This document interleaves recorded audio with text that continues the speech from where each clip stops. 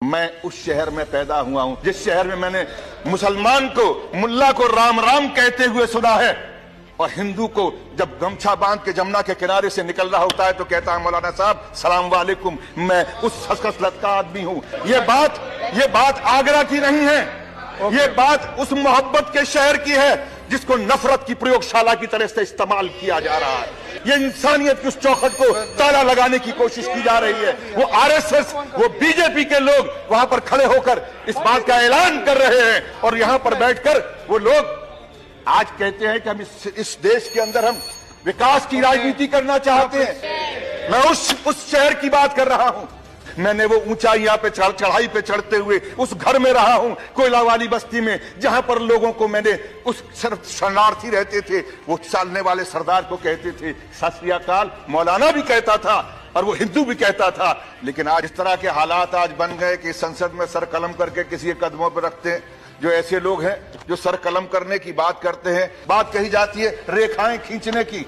आगरा जो दुनिया के अंदर मोहब्बत का शहर कहलाता है, सिटी ऑफ लव, जिसके बारे में हिंदुस्तान को पहचानने की अगर कोई खिड़की है तो ताजमहल है, आगरा है। ये वो सूरदास का शहर है, ये वो शहर है नजीर अकबर आबादी का, ये शहर है मोहब्बत का, जहां पर शाहजहां और मुमताज की मोहब्बत को देखने के लिए दुनिया के लोग उस शहर के सामने तस्वीरें खिंचवाने आते हैं, उस पटरी पर बैठते हैं। मुझे मालूम है गृह मंत्री महोदय यहां पर बैठे हुए हैं। मैं उस शहर की बात कर रहा हूं, आगरा शहर। मैं बोलता बहुत कम हूं चेयरमैन साहब, मैं कभी कभी बोलने की कोशिश करता हूं, मैं रोज रोज नहीं बोलता हूं, लेकिन जब बोलता हूं तो यहां से बोलता हूं और मुझे बोलने दिया जाए।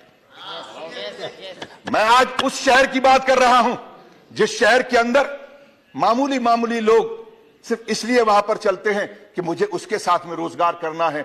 वो हिंदू की दुकान थी या मुसलमान की दुकान थी, बात ये नहीं है। उस दुकान पे काम करने वाला कौन था? अभी बंद करो। कैसे बंद कर दूं? अब तो खुलने का समय आया, आप कहते हैं बंद कर दूं।